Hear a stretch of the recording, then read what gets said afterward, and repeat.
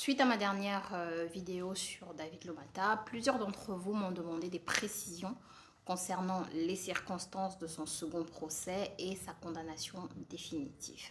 Alors, pour rappel, David Lomata avait déjà fait l'objet plutôt d'une première condamnation. Cependant, dans des circonstances, on va dire, troublantes, il s'était retrouvé en liberté quelques mois seulement après cette première condamnation, sans avoir jamais évidemment purgé l'intégralité de sa peine. C'est dans ces conditions-là que le procureur de la République avait lancé un avis de recherche contre David Lomata, considérant qu'il n'a tout simplement pas payé pour ses crimes. L'affaire va prendre un tournant décisif quand des photos montrant David Lomata en compagnie de Kaba Kaba, un autre criminel notoire, vont commencer en fait à circuler sur Internet.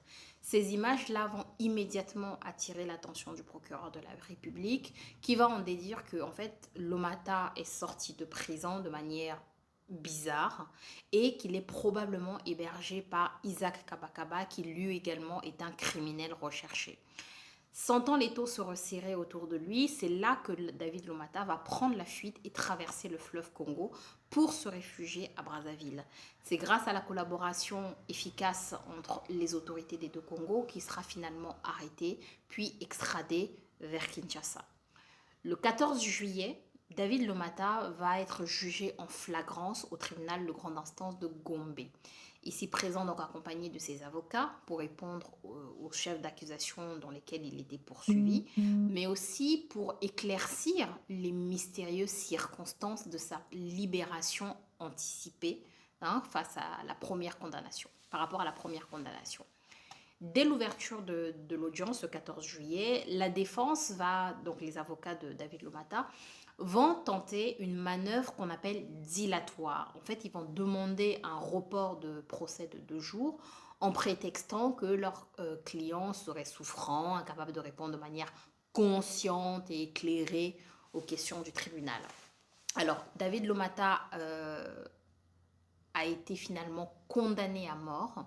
Je vous laisse écouter le verdict.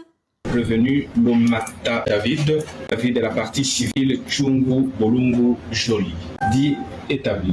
L'infraction d'association des malfaiteurs l'en condamne à la peine de mort. L'infraction de vol à main armée condamne à la peine de mort. Ordonne son arrestation immédiate. Chungu Joly, en conséquence, a lui alloué l'équivalent en francs congolais de la somme de 30 000 $. Après sa condamnation, Lomata a demandé la parole pour clamer son innocence.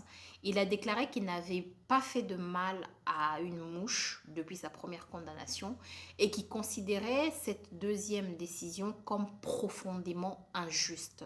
Ses avocats ont, eux, immédiatement annoncé leur intention de faire appel de cette décision de justice qui condamne donc David Lomata à mort. À ma connaissance, aujourd'hui, David Lomata a été incarcéré, mais sa mise à mort n'a pas encore été exécutée. Voilà, j'espère avoir apporté des réponses à vos questions qui portaient principalement sur la peine qui avait été prononcée contre David Lomata. Et en attendant, je vous dis à très très bientôt pour une prochaine vidéo. Bye!